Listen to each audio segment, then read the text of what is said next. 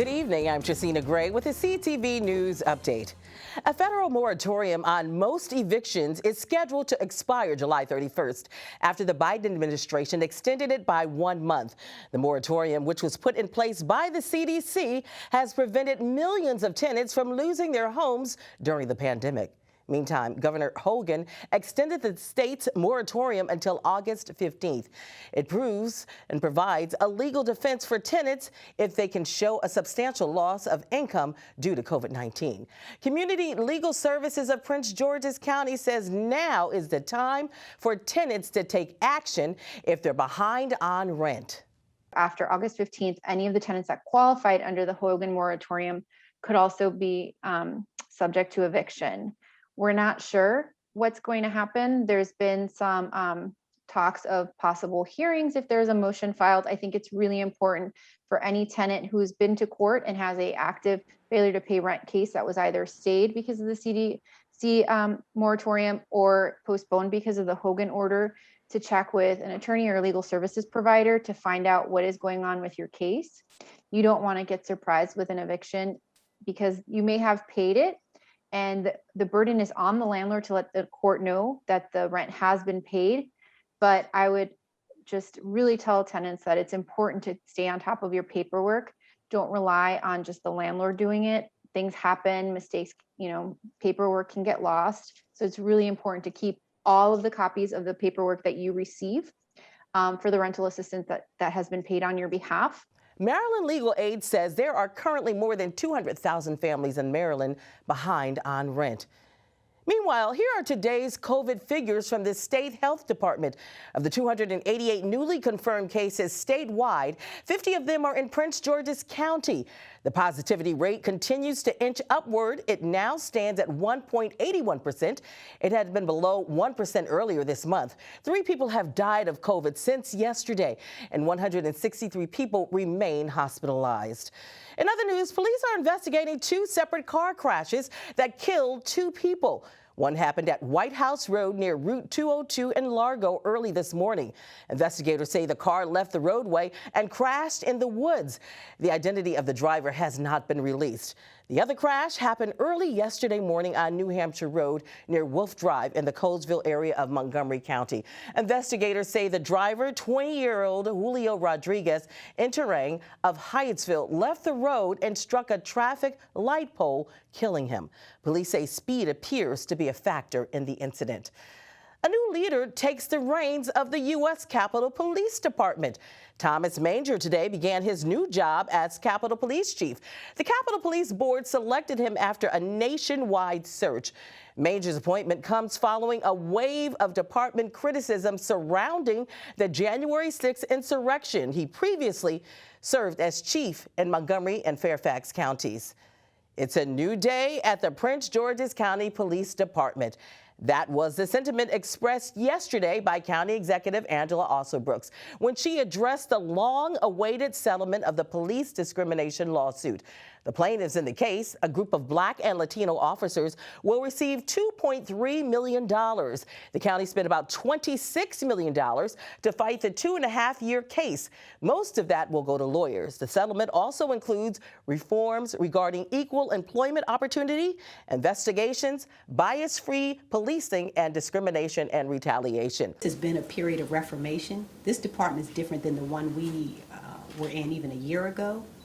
And so we're very proud that we have actually been able to make substantive changes that we believe will make the department better and stronger, will help us to better serve our residents, and will be a better place for our officers to work as well. These major issues that came out of the lawsuit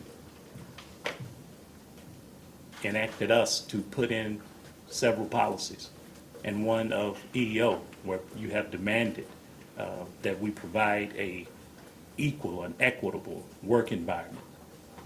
The bias-free policy, where one would expect that the police department would be one that did not demonstrate bias, nor did we tolerate it.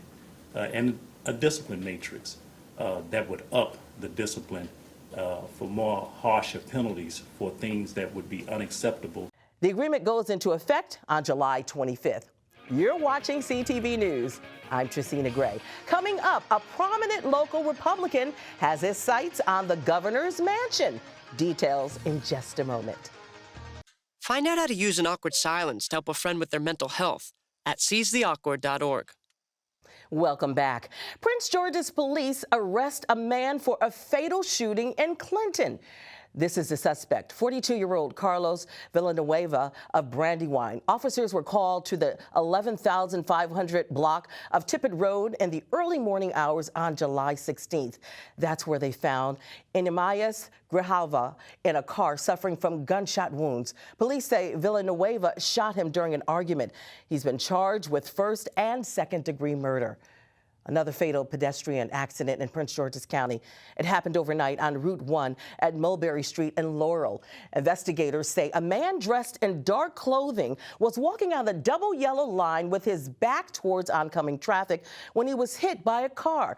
The victim has been identified as 22-year-old Akeem Spence. He was declared dead at the scene. The driver of the vehicle remained on the scene. The crash remains under investigation. Maryland lawmakers are looking at holding a special session to tackle congressional redistricting as states prepare their once-in-a-decade redrawing of districts. According to Maryland Matters, House and Senate Democratic caucuses have been told to block off the week of December 6th.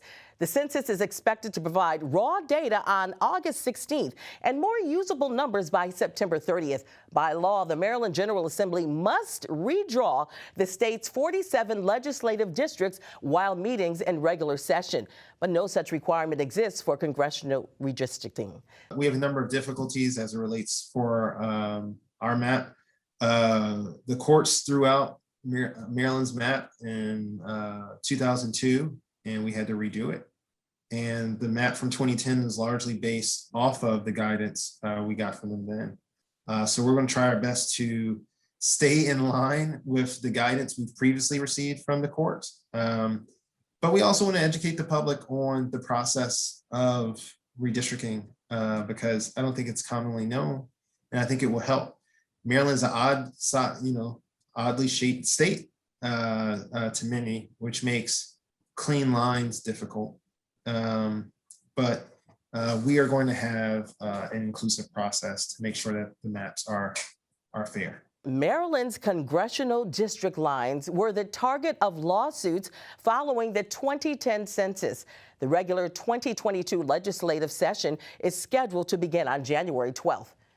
Meanwhile, former Lieutenant Governor and RNC Chair Michael Steele creates an exploratory committee for a possible gubernatorial bid. Steele is well known in GOP circles in Maryland. He's the former chair of the Maryland and Prince George's Republican parties, but he may have an uneasy relationship with some in this party for his outspoken criticism of former President Trump. Steele is expected to decide whether he'll run on the Republican ticket sometime between Labor Day and Thanksgiving. Meantime, his entry into the race would shake up the GOP field, which already has 3 other candidates. Governor Hogan's Commerce Secretary Kelly Schultz is the establishment favorite so far. And as we reported this week, the Montgomery County Council has passed a resolution calling on Congress to enact the Medicare for All Act. It would provide health insurance nationally and offer vision, dental, and mental health care. Council Vice President Gabe Albornoz says they also want the General Assembly to expand coverage in Maryland. Right now, there are restrictions when it comes to income requirements, and there are restrictions that prevent people who may have had a pre-existing condition, as an example, in order to be able to access some of this care. What we're asking for is that those things be taken into account and that they be minimized so that more people can have access. Albornoz also says the council plans to work on expanding telehealth coverage in the fall. The Maryland State Board of Education will resume in-person meetings beginning next week. The first in-person session since the pandemic will be next Tuesday, July 27th in Baltimore. The meeting will be open to the public and you can watch online as well. The board will discuss fourth quarter performance metrics and summer programs. The state is providing a money for schools to conduct COVID-19 testing for the next academic year. Maryland's health and education departments will make funding available for public and non-public schools. Schools can apply for the money through an online portal known as eMaryland Marketplace. The last day to apply is August 9th. And still ahead on the news, it's time to stuff the bus with school supplies. Details right after the break. A free 3-minute online chat can give us the personalized tips we need. Visit aceyourretirement.org. How was the Black experience affected by COVID-19? What impact did the pandemic have on higher education? A local college professor explores these topics in her new book. This is Kametta Hairston. She's co-author of The Black Experience and Navigating Higher Education Through a Virtual World. The book deals with an array of issues, from police brutality to sports. At the end of COVID, as we're coming out of it, I wanted this book to be written because I knew how important it was and how the Black experience during COVID was really about, racism being heightened. People weren't allowed to go out. So they were sitting in front of their TVs watching events like the murder of George Floyd unfold. They were watching the demonstrations on the streets. So I just wanted the voice of the Black person, of the Black experience, to come through a book so that people could relate to it. Hairston is a professor at Bowie State University. Meanwhile, the Tokyo Olympics officially began today with opening ceremonies after being delayed because of the pandemic. 206 nations and more than 11,000 athletes will participate in the Games. Team USA has 613 athletes, the second most in team history. There are 3 Prince Georgians on Team USA: Frances Tiafoe, Kevin Durant, and Jeremy Grant. This afternoon, County Executive Angela Alsobrooks and Kevin Durant's mother, Wanda, will host a pep rally to celebrate them. It'll take place at the Junior Tennis Champion Center in College Park. The county continues its school supply drive for needy kids. The Department of Public Works and Transportation is conducting its 6th annual Stuff the Bus initiative. The agency is collecting school supplies now until August 16th. Items like backpacks, pencils, journals, masks, and hand sanitizers are needed. Staffers from the Office of Community Relations dropped off supplies in Largo this morning. But we'll usually have the police department, the fire department. It is a collaborative effort that we have here in Prince George's County to ensure that when our youth go back in the fall, they'll have the ample supplies that they need for a great year. And so we thought we would start earlier this year to ensure that we would have ample time to collect as many supplies as we can. But we're really hoping that we can fill thousands of backpacks at the end of this August 16th collection period. Residents can drop supplies off at the Public Works office in Largo from 10 a.m. until 3 p.m.